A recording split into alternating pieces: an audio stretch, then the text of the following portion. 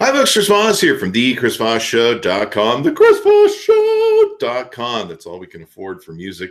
Hey, welcome to the show. You guys are a wonderful audience. Thanks for tuning in. Be sure to give us a like, subscribe to us on YouTube, hit that bell notification button so you can get all the notifications of everything we do, and also join our new YouTube community. You can watch the community tab we have over there on YouTube that just came out. Hubba hubba. You can have private chats with me in the back. Well, not private. They're private. They're public with everyone else. But if you really want to, I suppose you could.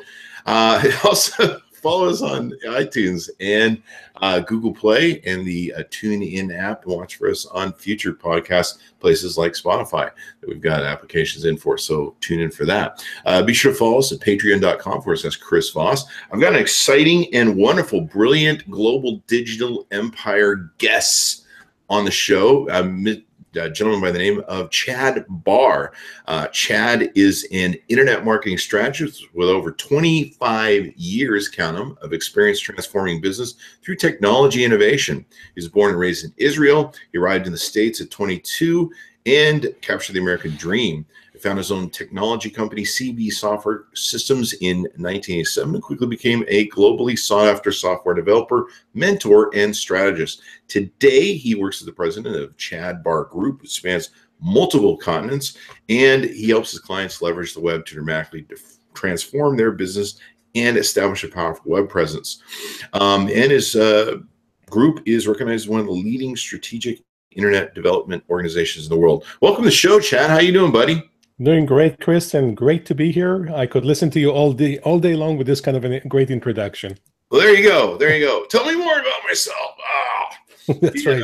I tell you more about me, but everyone knows that, and everyone's sick of that already. So we'll just focus on you today as the star of our podcast, and tell us more about who you are and what you do.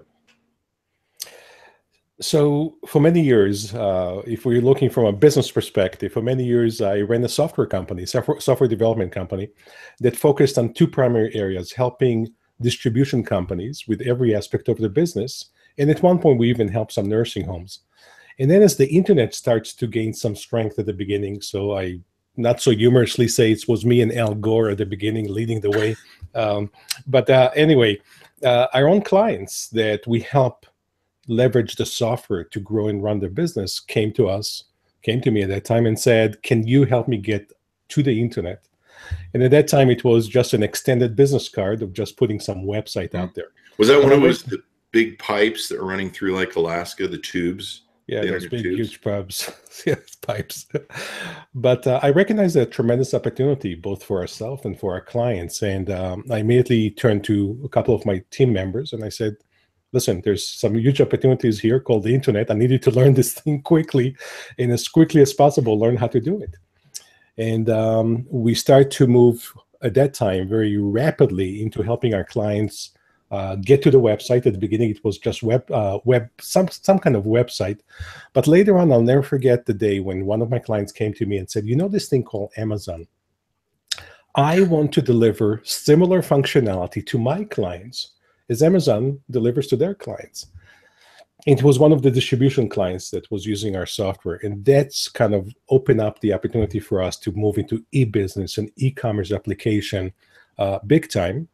And then fast forward several years later, as the internet started to gain tremendous popularity, a lot of entrepreneurs turn out to us and say, we love the work you've done for such and such. Can you help me both strategize my business, strategize my internet, my content, and gain more speed and more success leveraging internet technology?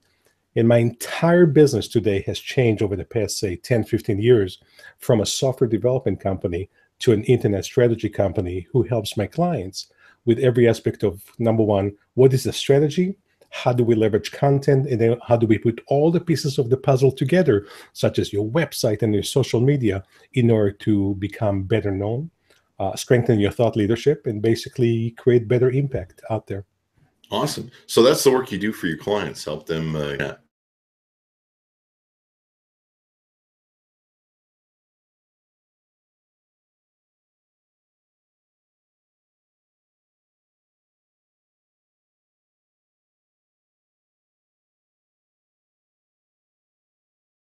about a year ago. And here is basically how I would phrase it. What if people like Edison, Aristotle, Einstein, Steve Jobs, Bill Gates, some of the remarkable thinkers in the world, what if those amazing thinkers over all centuries have not shared the wisdom with the world? How would the world today be different if all those amazing individuals did not share their knowledge, the wisdom with the world? I probably would say that we probably would still be in some version of the Dark Ages, right?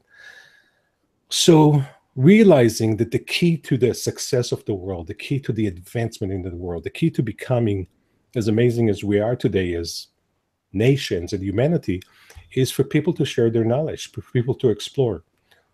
My goal, my purpose is to tap into my clients' brains, into my clients' heads, and pull out of it the amazing insight, the amazing wisdom that they all have, and then manifest it effectively out there on the web in order for them to share their wisdom to impact their clients and therefore to impact the world. So one of my missions, one of my call to action today is to do exactly as I described, because if I don't do it, if I put it somewhat in a negative sense, most of my clients or individuals out there will end up going to their graves with all those insights still stored here. So my goal is to come up with products and services to teach people how to pull those content out of their heads and then effectively manifest it out there through the web, through social media, and so on.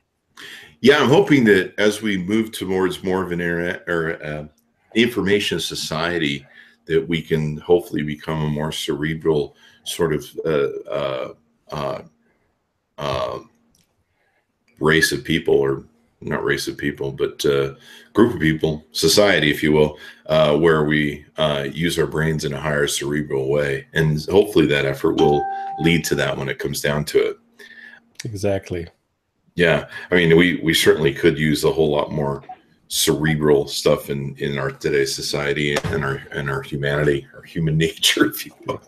So what's the biggest challenges you see today for businesses and maybe marketing on the internet? What are some of the biggest things that are coming down the pike that are exciting, or what are some of the biggest things that you see that are challenges?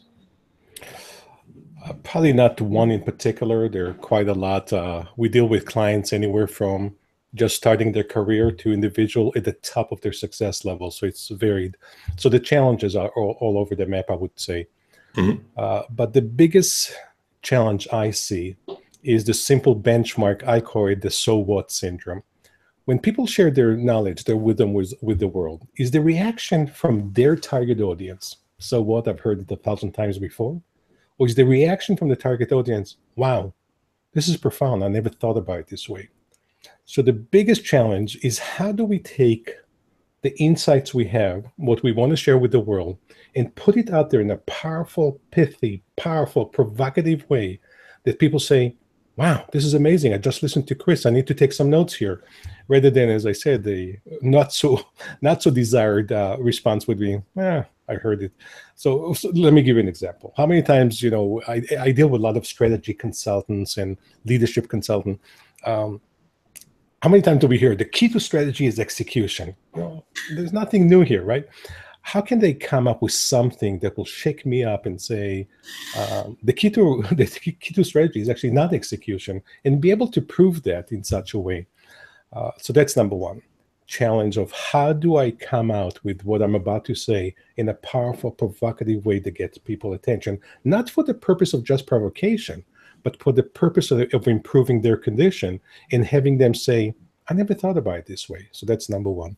Number two, and I see a lot of struggle out there, what pieces of the puzzle should I get into and how do I put them together? So maybe I should go into social media. Okay, so people are telling me you've got to go to social media. What does that mean? Do I go to Twitter? Do I start being active on Facebook? Do I start going on LinkedIn, Instagram? Where do I go? And if I go there, what's a good way of interacting? Once a day, 100 times a day? There's a lot of confusion out there. Where to be effective, how often to do so, what constitutes for a powerful web presence, and how do I put those pieces of the puzzle together? So I just named two. Number one, the pieces of the puzzle, and number two, it's how to become provocative so you get noticed and people say, this is the individual I want to listen to. What's interesting to me is being provocative on the internet. being a thought leader in being a positive person is a really important factor. I've had people comment to me on Twitter before, usually Twitter trolls, and I've got a certain way of cutting them off. Sometimes it works, sometimes it doesn't, because a troll is a troll. But it's interesting to me. I've had people say to me, "Well, this is what Twitter is. It's a cesspool of trolls, and everyone's thinks they're the negative provocateur." And that's not constructive. And so a lot of people have to look at that and really decide, am I enhancing the world with my message and building a better world, or am I just being a low quality content trash monger? So just because you mentioned Twitter and you mentioned the troll, by the way, those two go together. That's right. Oftentimes, right? When I come across those trolls, my reaction is oftentimes to just ignore them.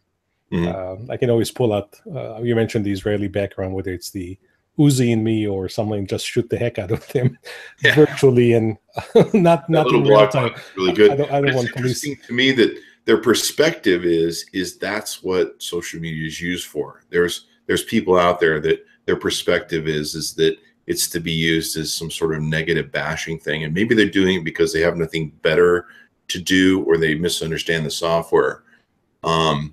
And the potential for its use. So it's great that there's guys like you and me who go out to people and go, there's a great vision that we can have to enhance and raise our humanity through this medium.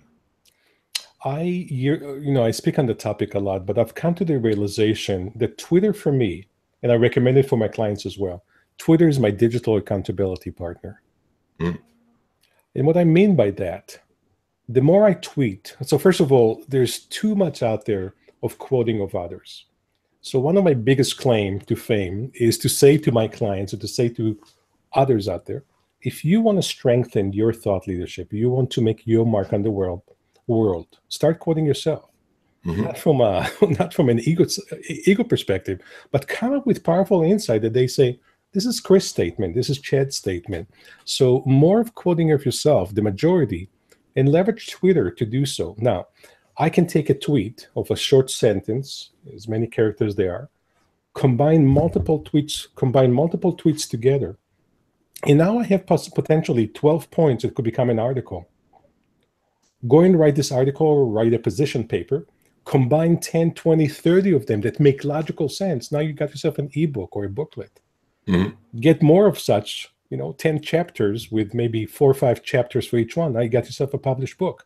So I always talk about also not only the fact that Twitter is my digital accountability to force me to constantly come up with new ideas and share it with the world, but Twitter evolution for me, it starts with a tweet and it ends up with a book. It ends up with a workshop.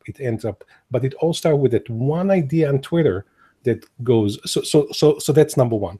And number two, of course, connecting with others out there. Twitter is a great mechanism to stay in touch and see what others are saying, what others are doing, right or wrong, or good or bad. Twitter, from my perspective, fulfills at least those two objectives: digital accountability and staying in touch with people. What do you think is the most powerful platform these days when it comes to social media out there? What gets the best results for clients when it comes to engagement and can give them the best view?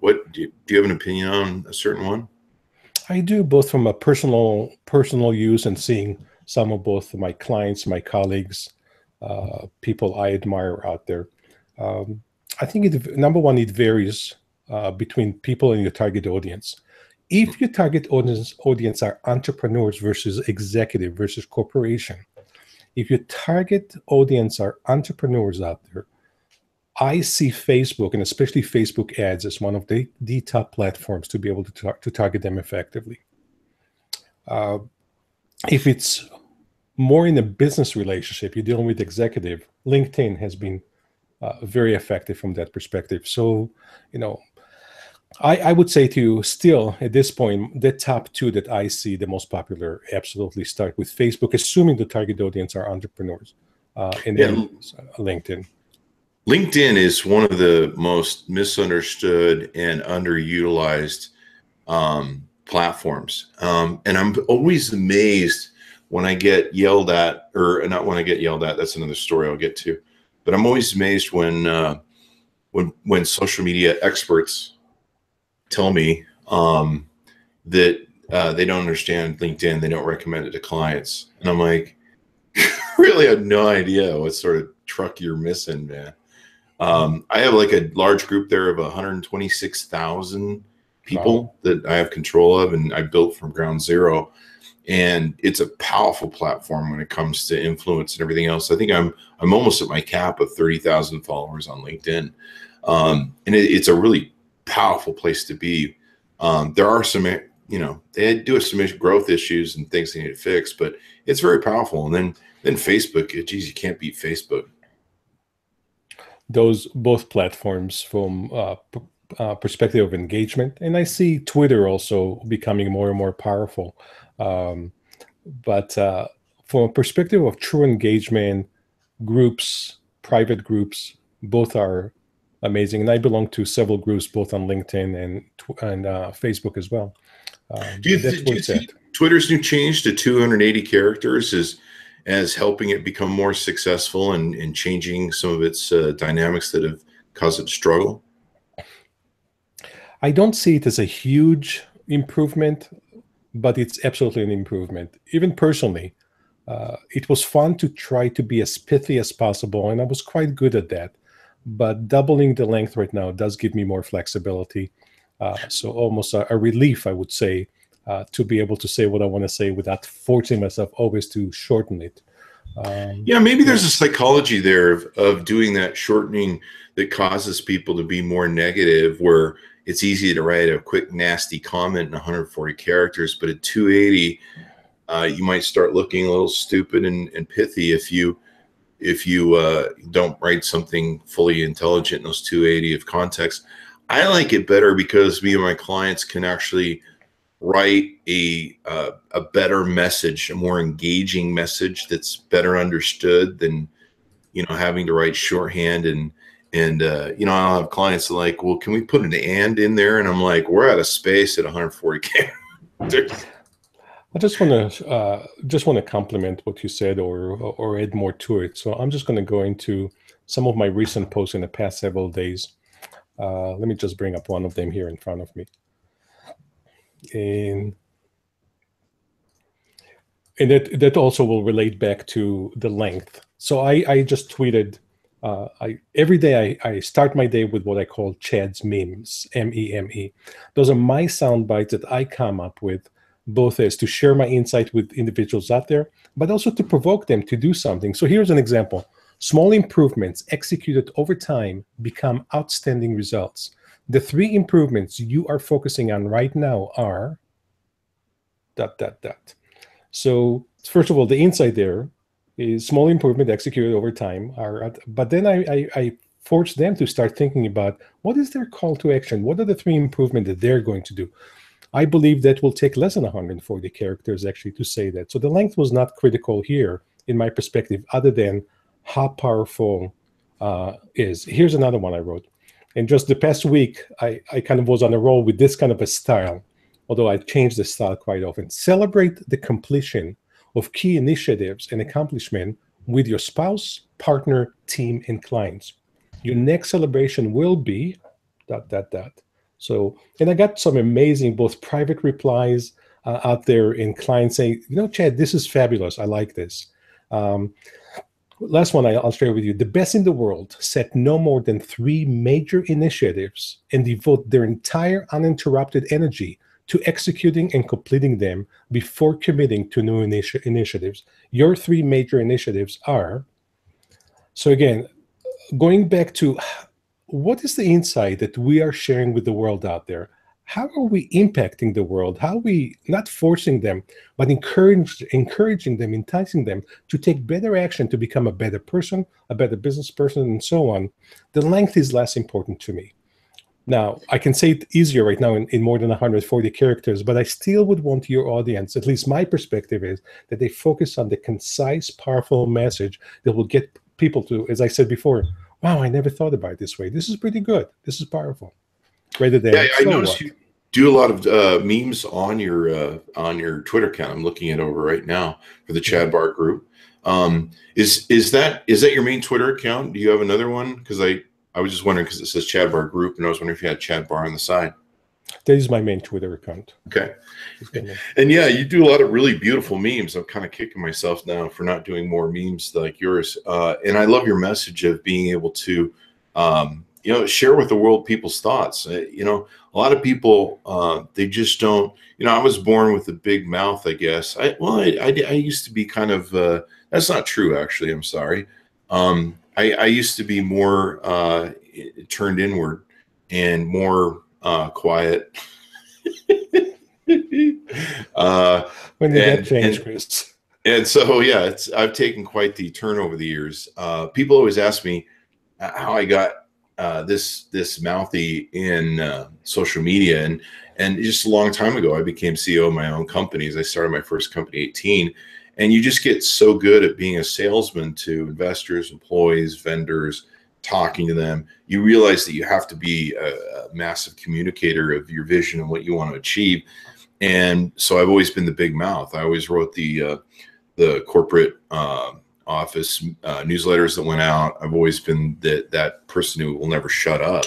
And at one time we owned several businesses, so I had to talk about a lot of different aspects of business. So when social media came along, I'm like, great, something for the big mouth to do.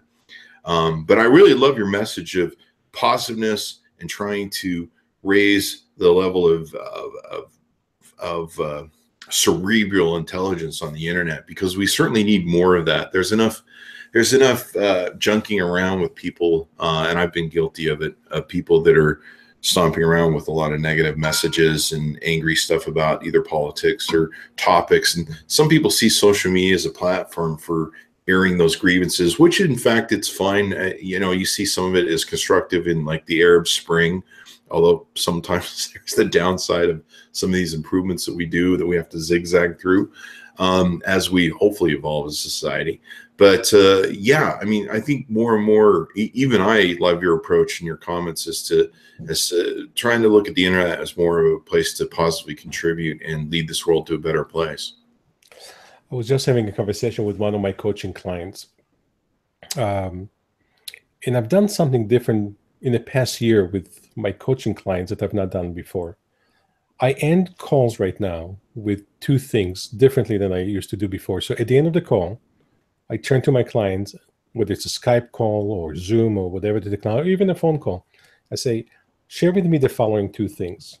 What's the key takeaway that you've gained from today's call? Or key takeaways in plural, up to no more than 3. What action are you committing to take right now after the call, starting either immediately or tomorrow morning? And that has been very powerful transformation for a lot of my clients. And then I decide, why not share it with the world? So I decide to use it as a meme, as a Twitter, on Facebook, on LinkedIn. There's so many such insights from my clients, from your clients, from you.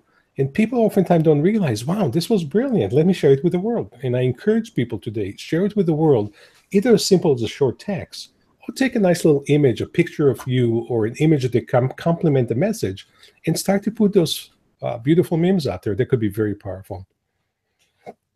Definitely, yeah. I mean, memes.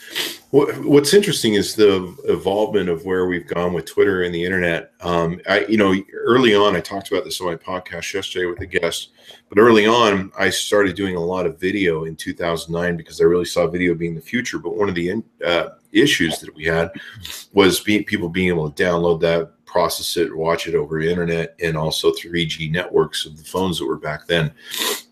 Now that we've come to we've kind of evolved from where we do text messages to where we do memes, and now video seems to be the next explosive area that it's going to, and a lot more people need to embrace video and producing their content on video and everything else. Where do you see that form going?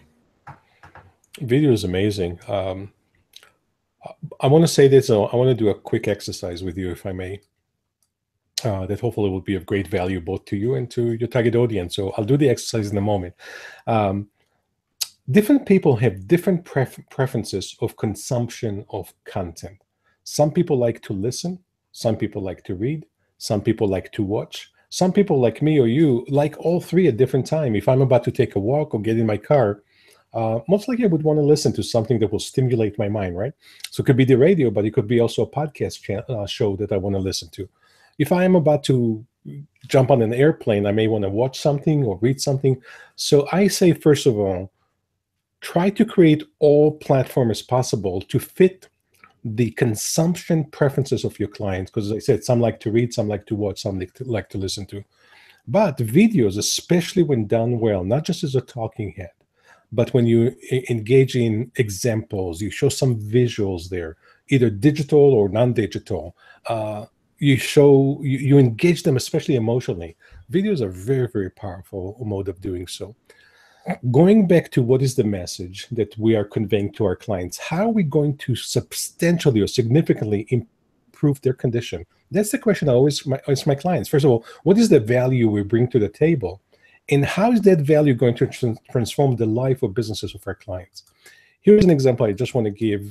So I'm going to ask you two questions, not to kind of put you on the spot, but anything that comes to mind will be helpful. And then I'll use my own words to demonstrate. So when you deal with your clients, there are probably a lot of challenges that they're facing. But what is the one key challenge that drives them crazy that you can help them with, that they come to you and say, Chris, this is driving me absolutely crazy. I need help with that. What is that one challenge? And I'll take some notes as you're talking. As pithy as possible, one sentence or two, what is that one challenge? The biggest challenge that's a good question. The biggest challenge that I see a lot of them really struggling with is how to wrap their head around the whole of what they need to accomplish and what they need to invest to make things work. The biggest challenge that I see them having, and I'm not sure if it's the same from their perspective, that's your question, but the one I see them having through all their questions is that they're trying to understand the scope of it all and what they need to do to make it happen, and what this whole thing means to them. Like, I still have people that really have trouble understanding why it's important and why and how it applies to them, I guess. So what I'm hearing here, when they come to you, it's kind of wrap their head around first of all, how do I understand the scope of everything? And then more importantly, how do I get the things I need to get done or to accomplish it, so I don't get completely overwhelmed or going 50 different directions, right? Mm-hmm. And some people really underestimate it. I mean, I'll have clients that will come on, and I mean, these aren't all clients, but the clients that I see that have challenges, they'll come on for a month or two, and they go, okay, we want to build our community and you know, and all that stuff. And they're like, oh, okay, we did that for a month, and now we have 4,000 followers. So we built our community, and now we're done. And you're like, no, you're not. You've just laid the first brick in your online, what I call your online real estate, your online foundation. And there's a lot of bricks we got to lay and build from there. If I come to you and I say, Chris, I checked out your website, you came highly recommended. It looks like you're the expert on how to get things accomplished and how to make sense on what I'm trying to get accomplished here. You know, I run my own company, and I have to tell you, I absolutely am struggling with these concepts of how to get things accomplished. You probably have a lot of insights you can share with me and say, Chad, if you were to do these 2-3 things, you'll absolutely be on your way to get things accomplished. What comes to mind right off the top of your head? No right, no wrong. I just want to demonstrate something. What comes to your head that you would say to me, Chad, if you were to do these 3 things, you will absolutely be on your way to get things accomplished? Produce content and put it on, number one, I would say Facebook and YouTube and Twitter and LinkedIn, spread those out and start producing content on a consistent basis, several tweets a day, and pump that baby out and constantly produce content.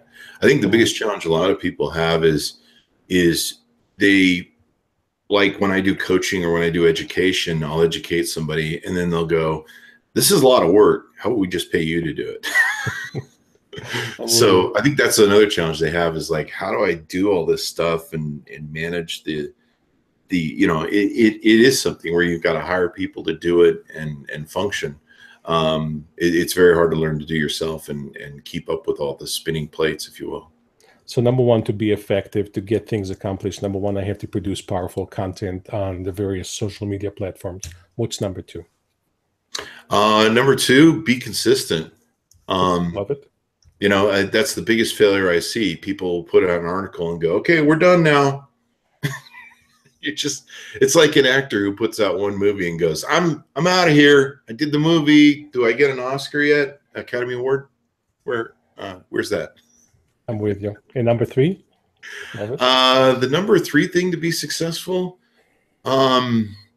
saturation, distribution and saturation. Distribution would probably be number 3. Number 4 would probably be saturation. Distributing your message, getting your message out there on different platforms is really important. I see so many people, you probably see this too as well. They're like, I made a post on LinkedIn.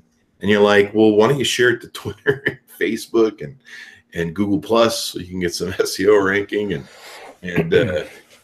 why don't you share it with more often, because you can't just publish content.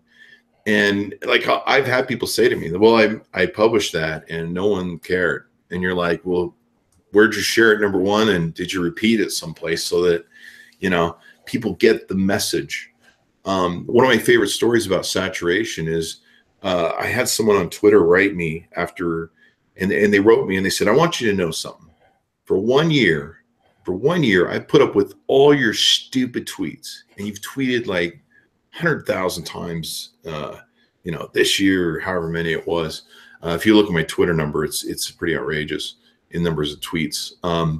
And you've tweeted all this crap, and I've sat there listening to it going, what is this stupid idiot? The stupid idiot. For a whole year, this person is watching my tweets going, this guy is a moron. And he goes, I want you to know something, that after 1 year, I finally said, I'm going to click on whatever this idiot for 1 year has been punching out at me across social media. He clicked on it. He says, and I made that one click. It took you 1 year to convert me with all your BS. One click. Now I'm the biggest Chris Voss Show fan ever. But I want you to know it took a year to convert me. But now that I'm converted, I love you. So saturation is a really important thing. It took me a year to get that guy converted. And a lot of clients are the same way, or a lot of just fans and listeners are the same way. Sometimes it takes a lot of my message to get through the noise of all this external crap that's going on in the world and the internet and their lives, to where they finally go, hey, Chris Voss. And I'm sure the same happens to you. That's a great story. That's a great story. I'll come back to it, but I want to demonstrate something. So I just engage you in a process that I do with all my clients by simply asking them a series of simple questions. Their answer become powerful content for the website. Many of them struggle. Where do I get the ideas from? Where, how do I get it out there? I just ask them the question. So the question I ask you, what is one of the key challenges your clients are facing, right?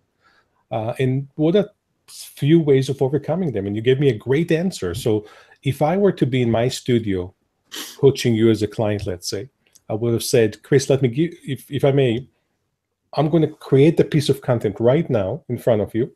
And then, of course, if you're in my studio, I would say, now it's your turn to say it as prolific and powerful as possible. So you're ready for Chad to become Chris for a brief moment? Let's do it. Okay, so here we go. So I'm let's say, recording a video, recording a podcast is going to be a short 60, 90-second, powerful piece of content with the information you just shared with me, right? I've been fortunate to work with some of the most successful entrepreneurs out there, and the entrepreneurs that want to raise the game, raise the bar, become more successful.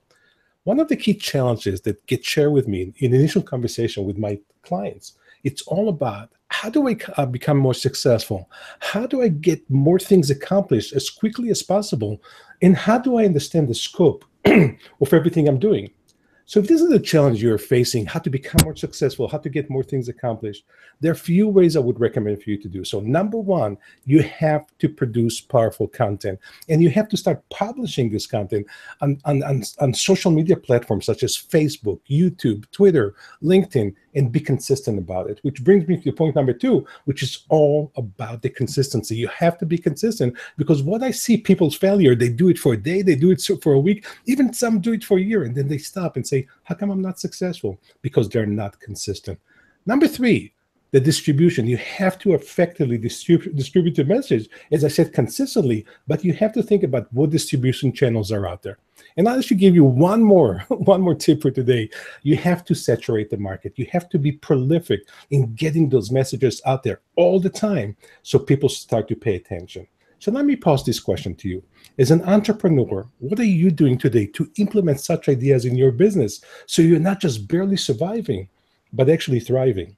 If this resonates with you, give me a call or send me an email, because some of the best relationships I've created over the years have started with a simple conversation, just like this one.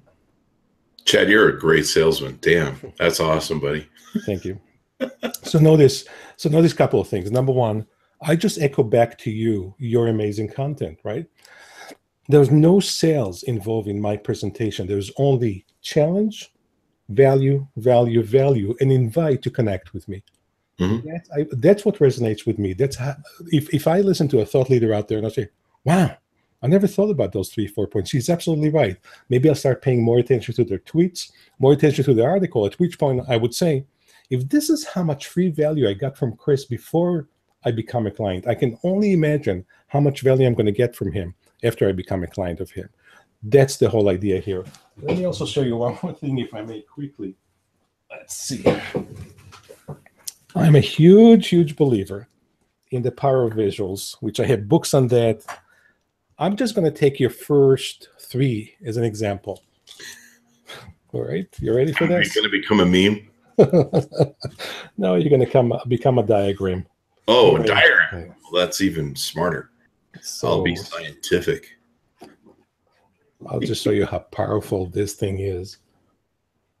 Give me 1 second. I'm almost there. Build the anticipation here. Got it. So I'm just using one example here. Let me make sure the camera can see this.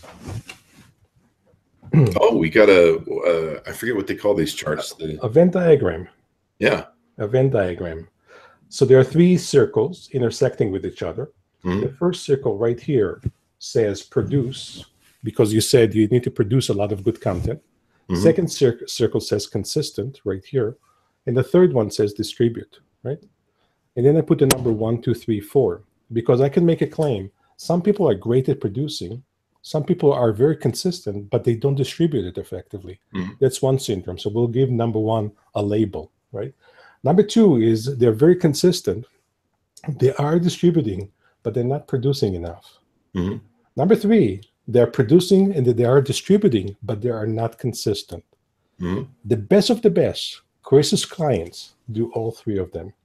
And that's what success is. So now it becomes a Venn diagram that we can easily use in the video, but you can see where the power of visual oftentimes. Now, if I had 4 of them, because you said to me number 4 was saturation, I can make another visual, maybe 4 circles, kind of in a circle that go this way. We've done hundreds of those over the years for ourselves, for our clients. I'm a huge believer that a picture speaks 1,000 words. I can show this diagram to someone and they say, I get it. Say some more about this. And that's where the power, and that's going back to what we kind of, the essence of what we're talking today.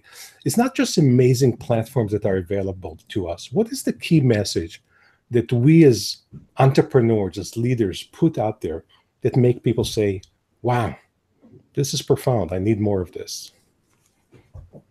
You're asking me? No, I'm just hypothetical posing the question to your audience, and hopefully they get from this the concept that they need to be more prolific, and they need to be, as you said, they need to produce more, they need to be consistent, they need to distribute, they need to saturate the market with great stuff. The story I had on deck for what you were just showing there in your diagram, unfortunately our folks won't see it on iTunes and Google Play, so I'll go ahead and describe it for them. You said it was the chart with the big circles that are interacting and interconnecting, and then in the middle you have, of course, the different things and aspects of it. And so if you watch that on YouTube, you'll be able to see that for those of you hearing us on audio. What's interesting is the diagram that you've made. What people should understand is if you're not good at one of those parts, whether it's content making, whether it's distribution, whether it's saturation, whether it's managing and growing those platforms that you have, if you're only good at, say, a few of those or any of those or none of those, you can hire people to fill in those blanks. You can hire professionals to fill in those blanks. You can hire professionals to do content creation, ad copy people or copywriters.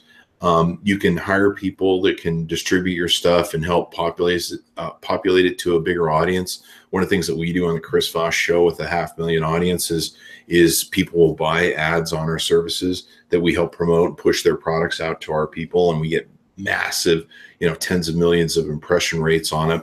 And it's one of the reasons we work with companies like AT&T and different companies that send us their products that we promote or review, is because we have a high base that we can share that with and get that out to. So you can hire different pieces of that puzzle and get people to help you with that, especially if you're a small business, you're struggling to manage all these different plates that you have to spin.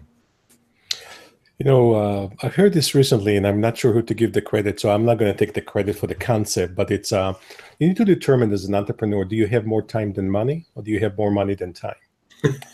So if you have more money than time, which is a great situation, you can hire just about anyone you need to in order to accelerate the success, which is always my recommendation. You as an entrepreneur need to focus on what you do best and let others focus on what they do best. Too many entrepreneurs get into web development and who knows what, where they need to leave that for the professional experts like my company. Let them focus on the value they bring to the table. Now, if you have more time than money, then you may end up having to do more of it yourself rather than rely on outside. But I think it goes back into some kind of a balance to say, this is what I'm going to do myself versus here's where I'm going to attract some other experts to help my business grow. Yeah, it's like when I started out, it was all about sweat equity. Of course, when I started out, it was kind of the Wild West of social media when it first started in 2008, 2009. But there wasn't any rules, and there was some rules, but you for the most part, a lot of new rules were being made. And you had to kind of find your way through it. There was a lot of sweat equity to it. And I do have a lot of clients that sometimes say to me, well, I don't have the money to spend on paying all these people to do all this stuff. And I'm like, well, do all the work yourself. You've got to start somewhere. It's one of the biggest challenges I see with a lot of clients is they don't understand that what they're investing in and what they're building is the future of an online, what I call online real estate. Much like you would think about building your business in my old school, brick and mortar, and probably your old school too, they need to focus that these are specialized online real estate properties that they're building. And whether you hire me or hire you, or whether they do the work themselves, they are building something that they will be, assuming the internet it works forever, they'll be building a property that they can tap into forever. And so, even if I have clients that use me for a year or half a year or a couple of years and they go on and do their own thing, they can use what they've built forever.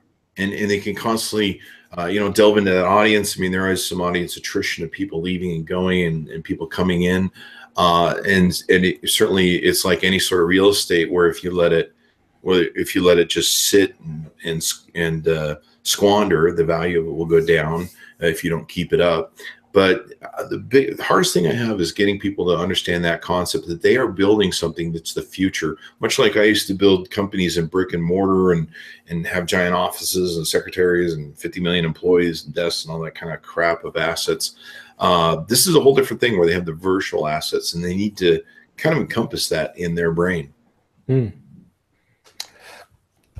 Otherwise the only word that comes to mind is commodity. If they do what 100 other people or 1,000 or 1,000,000 other people doing, they're commodity. So now they're competing as commodity and they're competing on price, and they need to be the cheapest person on the block.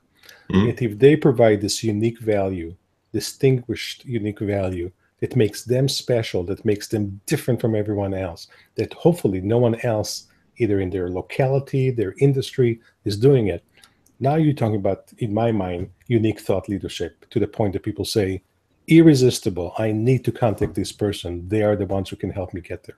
If God forbid you need major medical help for whatever reason, right? Are you going to go for the cheapest person out there? Or are you going to go for the person who absolutely has the most experience value to get you there?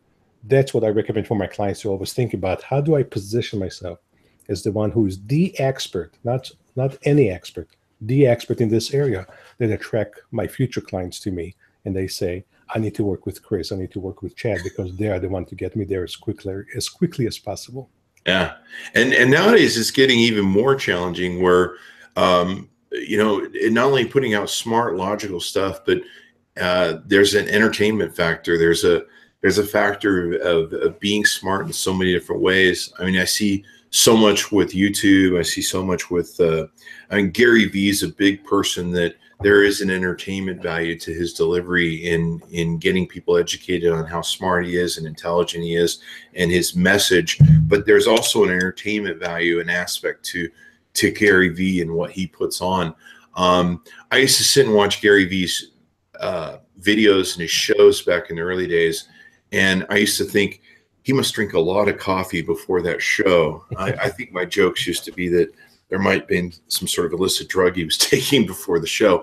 But that's not true. It was just kind of a joke I had. But if you've seen him in normal life, he's actually fairly calm, and he's not that rabid sort of person. But when he gets in front of people, he turns on the thrusters and becomes this very entertaining, very energetic. He wakes you up. It's kind of like I used to hear Tony Robbins say back in the day, where he's like, I've got to kind of shock you, and I've got to come at you, and I've got to wake you up and shake you out of your thing. And so many people have so much of this egocentric stuff going on in their head and crap and noise with their own thoughts, that sometimes you have to jump through their noise and be able to grab their attention and get it. And a lot of that comes through entertainment. Like a lot of my clients, if they want to advertise, they've got to try and have a fun, entertaining message, something that engages and captures sometimes a viral sort of element, so that people will share their thing and go, look at this ad. This is really funny, even though it's an ad. So my point will be this. Part of it could be entertainment, absolutely, like Gary Vee or Tony Robbins and many others like that. And part of it could shock you with the either emotional or intellectual concept, to the point that you go, wow, this was amazing. It doesn't have to come with the Tony Robbins, I said, let me share with you 3 reasons why, if you don't do these 3 things, you're out of business next year. And this is what I found to be. So right there's a shock also in the intelligence.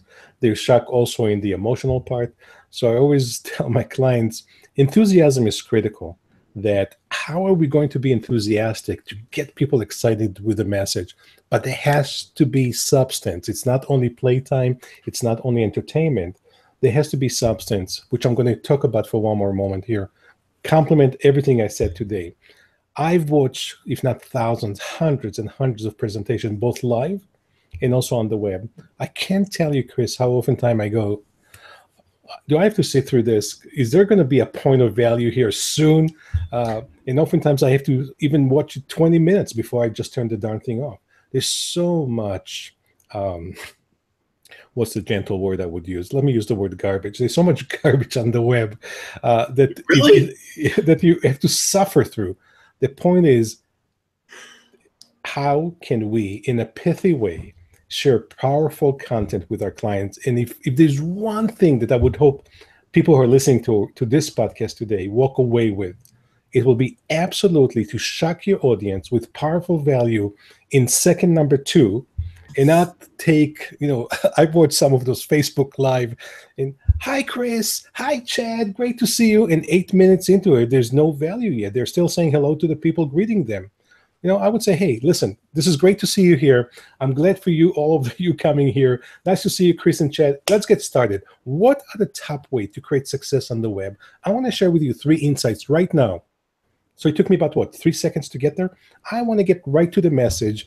People today are very busy, and I see the biggest mistake I see right now, there's too much garbage going on the web. And I would hope that the audience listening to this podcast take away that they need to get to the point, to the value as quickly as possible. If it takes 10, 20 seconds, fair enough. If it takes a minute, 2, 3, 4, it's way too late. Most people, I believe, will turn off whatever it is, whether it's a podcast or video or whatever. Get to the value quickly. show them how to change their life, show them how to change their business, show them how to make themselves better as quickly as possible. Get to the point. If you can do it with entertainment, you were born with the magic of Tony Robbins, beautiful. If not, do so emotionally and intellectually and work on the craft to get better and better. And for me, entertainment also is not just about excitement. It's about, probably a better way of me putting what's in my head out is saying entertainment is about just getting in touch with people's brains and enlightening to them or appealing to their stuff. A big word I'd probably use maybe instead of excitement or entertainment is probably passion. Passion might be the better choice as we go through the process here of trying to say what I'm trying to think, or I'm thinking what I'm trying to say, one of the two. Yeah. But passion is a big thing. So whether you're being entertaining, whether it's shock value or your excitement, energy, whatever that is, passion is another thing too. I've written some very passionate, heartfelt, very feeling, very open soul things. Over the last year and a half, I did hospice care with my dog of 15 years. We went through cancer, and I shared a lot of the grief and the struggle that we went through online. And in doing so, I helped a lot of people with their closure of their loss of animals or loved ones that had passed away, of dealing with hospice care that they may currently be in or had been in the past. I inspired a ton of people that constantly tell me they were inspired by some of the things I wrote that were very hard to write. But it inspired them to kind of approach their world from a different aspect. There's things that I've written that I wouldn't call them intellectually well written and beautiful, but other people saw them that way. I think I have a lot of work to do still, but there were people that were inspired by those intellectual posts that appealed to them. So I would say passion and entertainment not only has to do with the rah-rah, but it also has to be able to connect with people, resonate with people, either intellectually, passionately, emotionally, whether it moves them and makes them cry. I've done a lot of posts that people have written me and like I'm just bawling my eyes out, or people that I've written something really intellectual and they've gone, wow, you really came at that concept and you described it in a way that you nailed it, whatever the case may be. And certainly different people will look at probably that same content and go, I don't get that at all. But being able to motivate and touch that audience and move them, whether it's a form of screaming like Gary Vee and being super excited. And I think his passion, I think you'd probably say Tony Robbins and Gary Vee, their passion really is a giant connector for them. Absolutely. So it's passion probably is my better choice of word. I'm going to take back that entertainment thing. Yeah. And in some ways, for some people, that drama is entertaining. There are people that do tune in to me to see what Chris Voss is going to cry about this week. You haven't done any crying today, though. No, not yet. It's still early, though. I haven't read the politics news yet. Yeah, that will make you cry. I love the word. I love the word passion. Yeah, exactly. No, passion is critical. One of my favorite questions to prospective clients when we first start to talk is, when you wake up every morning, okay, what is the thing that you're most passionate about that you say, I cannot wait to get started today?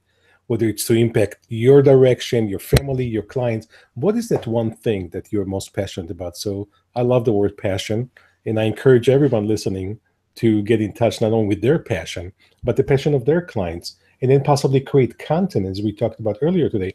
Create content that is passionate, that helps people pursue their passion, help people pursue their purpose. Yeah, it's an interesting dynamic as to what people are, they need to find their passion, and that's probably where they can find the depth to be able to create the content they need to share with the world. My thing has always been, I want to leave the world a better place. I want to make the world a better place. I think it's more prevalent for me because I don't have a wife and kids. I just never went down that road. And personally, I hate children. No, I'm just kidding. I don't hate children. It's good if they're other people's children, but I don't need that. Just joking around. But so for me, making a contribution is much bigger than what I've contributed genetically to society, because God knows we don't need any of that from me. And so I'm really impassioned with making the world a better place, leaving it a better place, because I didn't leave kids behind to do that. God knows I'm not sure that my kids would. But I don't know. I'm just running jokes now at this point. I've been fortunate to have 2 kids, and if I just position the camera correctly, those are my 3 grandkids. Yeah, you've got a lot of stuff going on. I've been looking at all your family pictures there in the background. You've got some drawings of your kids on the thing. I can tell you really are a family guy and love your kids. Love my kids. But I will say to you that when I finally held my first grandchild in my hand, I realized that was the gift of having to suffer through the 2 kids I have to raise, right? So it was the most amazing gift. And whether the bond is there from the first moment because we both have one common enemy, their parents, my 2 kids, right? But honestly, having grandkids to me is really absolutely the gift of, if we ever had doubts about raising kids, it's all worth it. But I'll say more on a serious level.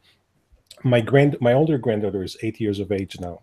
When she was 2, so exactly 6 years ago, I remember I wrote an article, which I write, I write newsletter and things like that. But my weekly newsletter, the topic was business and life lessons I learned from my 2-year-old granddaughter.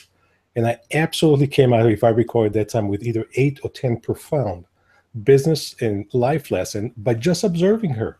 So oftentimes just turning and looking at my kids, looking at my grandkids, it's a sign of not only inspiration, passion, and enthusiasm, but learning for me, both personally, emotionally, and business-wise. Mm-hmm. Just one example, fall and get up. How many times kids are saying, I just fell, let me try it again. How many times entrepreneurs fall and say, it's the end, I'm going back to work for someone else, right? Not having the tenacity, not having that mindset to say, whatever it takes, I'm going to do it again. I failed, big deal. I'm going to get up again. So just one business lesson we can learn from the younger crowd. And I think that's important for us to have in this world. And it's a great way to provide content and make a contribution. If you're someone who's struggling to make content, as we've talked about, the number one thing that you need to do, or at least what I said was, is looking at our world and analyzing it. So many of us get caught in the trap of where we're constantly, doing this, doing that. We're so busy doing the busy work in life that, having thought leaders, sometimes being a thought leader is just someone who goes, why do we do it this way?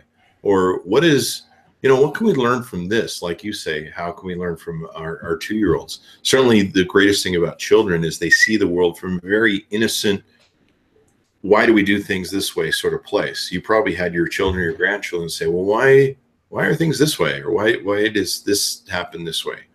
Exactly.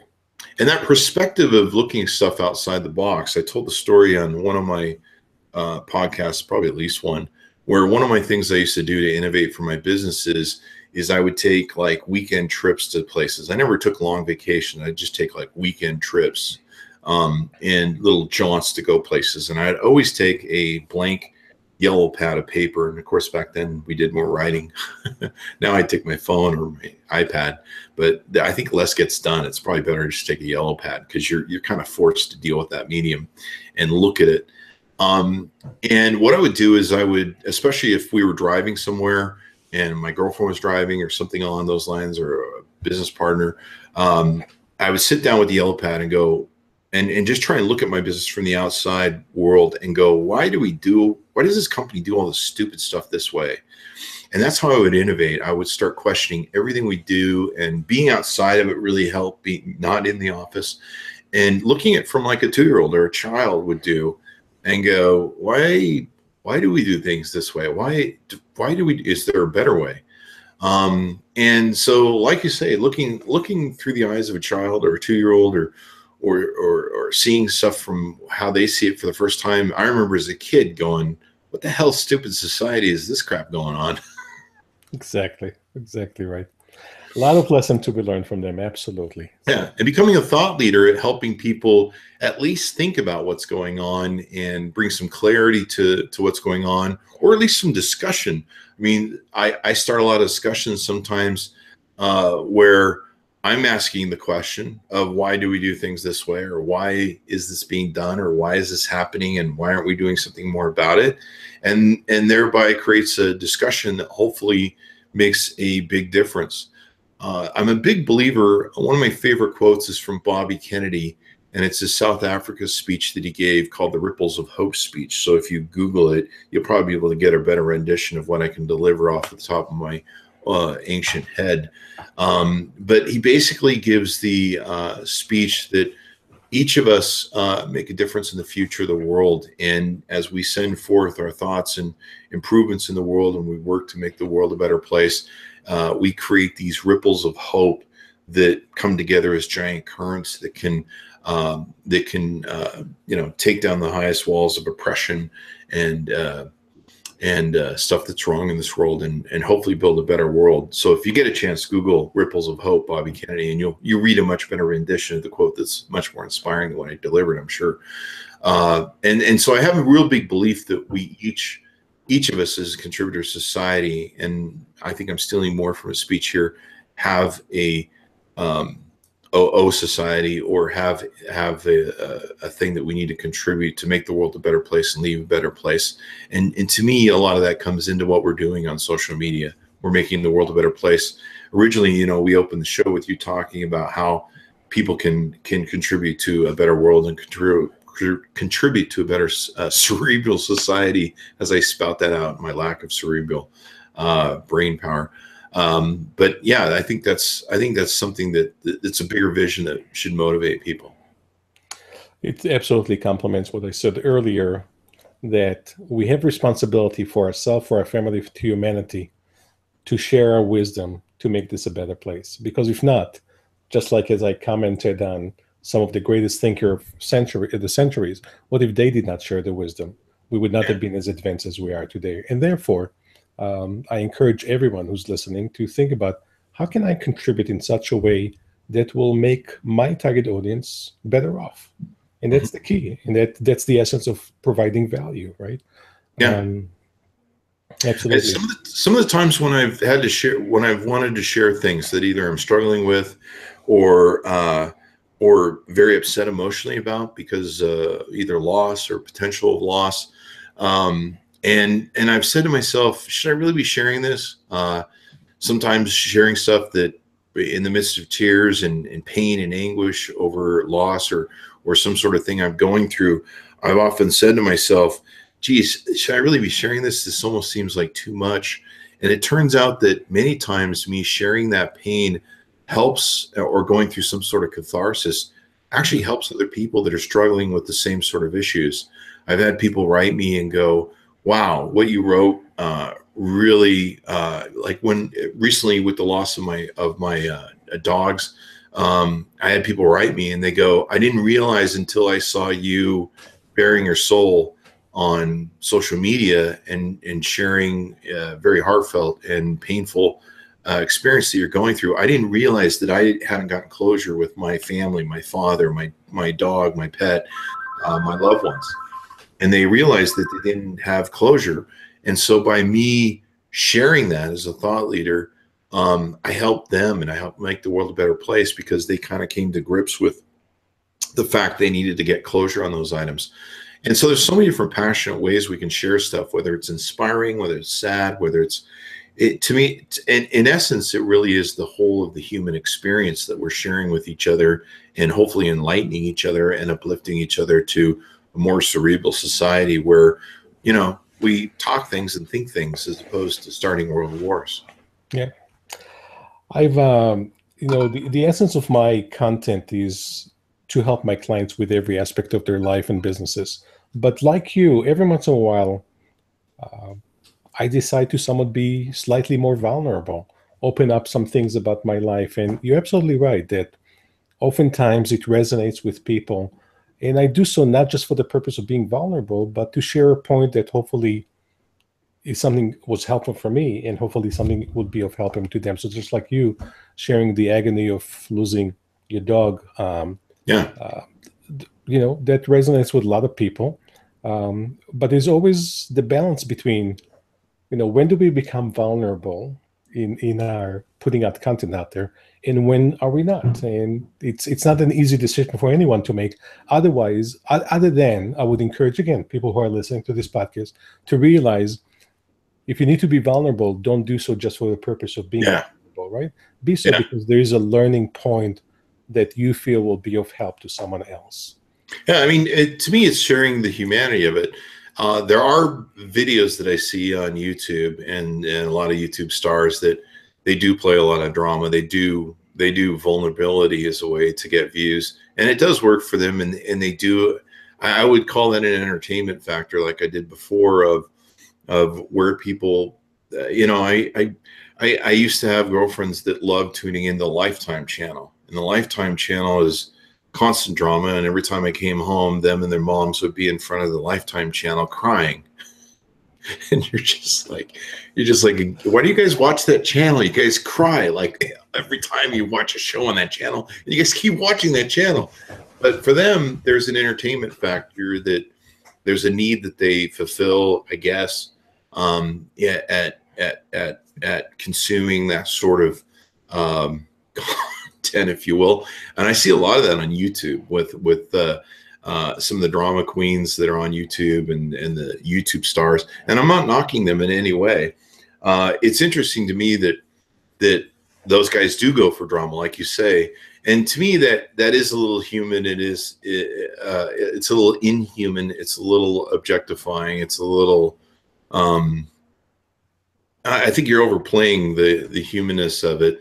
But there is an entertainment value for people that subscribe to it, and maybe that's their niche. But I certainly can't do it, and I wouldn't recommend it. I think you need to be a whole human, and I think if you're crying all the time, people are going to start going, maybe you should seek some help. Absolutely. Yeah, and it might not be good for your business if you're crying all the time. Yeah, I would think so. Well, Chad, it's been wonderful to have you on today. Anything else we need to know about you and everything else? Why don't you give us your plugs so we can reach you and find you on the internet? So I'll say this, which I did not tie this together earlier. When people ask me, how do I create success on the web? It boils down to three key factors. Number one, their business and internet strategy. So similar to the Venn diagram I created the concept before with you, number one is strategy, and therefore the tactics to complement the strategy. Number two is the remarkable, powerful, provocative content. So strategy, content. And part of the strategy is also the marketing piece. So strategy, content, and the wow factor. I want to make sure that when people show up to your, what I call web presence, they go, wow, this is a thought of a world-class act. My team, myself, help my clients put all the three components together to create amazing success. So those who listen, who want to inquire and find out how they can raise the bar, which, by the way, is trademark Barr, B-A-R-R, because that's the way you spell raising the bar. Raise the bar. I like that. That's right. So if you're looking to raise the bar to the next level, to create your thought leadership, let's have a conversation. Reach out to me. ChadBarr.com is my blog. The Chad Barr Group is my company's website. It has a lot of information there. Not just information, but if not thousands, hundreds of pieces of content, podcasts, articles, newsletters that I've written over the years. Would love to engage people who are serious, who really want to impact the world and make this a better place and strengthen their thought leadership. So go to the Chad Barr Group or go to chadbarr.com or send me an email, chad@thechadbarrgroup.com, and I'll be glad to start a conversation and see if it makes sense to work together. Sounds good. One of the things I really like about your Twitter feed too, and the memes you use, is you have a lot of memes from your clients recommending your business. I don't see a lot of social media people doing that. I think that's really brilliant. We've been fortunate to work with hundreds, if not thousands of clients all over the world. We have clients all over the US, Canada, Australia, Germany, Italy, you just name it. But the beautiful thing about that is, and something I always recommend for my clients, so I'm not saying that to boast, but again, final lesson to the listener. The power of testimonials can be leveraged extremely well, especially when they come across unsolicited. So when a client of yours sends you a testimonial and say, Chris, I just created an amazing success, why not capture the testimonial and share it with the world? So you're absolutely right. I use the memes not just to share my sound bites, but to share success stories of my clients, which is why I'm here for. Definitely. Well, it's wonderful having you on the show, Chad. We'd love to have you back sometime. You got some brilliant stuff, and we can delve more into how the internet works and all that sort of good stuff. And thanks to my audience for joining us today. We certainly appreciate you guys. You guys are a wonderful audience for tuning in all the time and downloading the podcast. Be sure to go to iTunes, Google Play, the TuneIn app now that we are on. Be sure to go to YouTube and hit that bell notification button so you subscribe to the show and get all the wonderful updates. Be sure to share the show if you would, please. I certainly appreciate it. Support the show by recommending to your friends, neighbors, dogs, relatives, mistresses, pool boys, all that sort of good stuff. Hell, play it for the cockroaches in your New York hotel and your bed bugs, or your New York whatever you I was thinking of bed bugs. Anyway, guys, thanks for tuning in. We certainly appreciate it. Thanks, Chad. Have a good one. Hey, thanks, Chris. Bye-bye. All right. See you guys next time.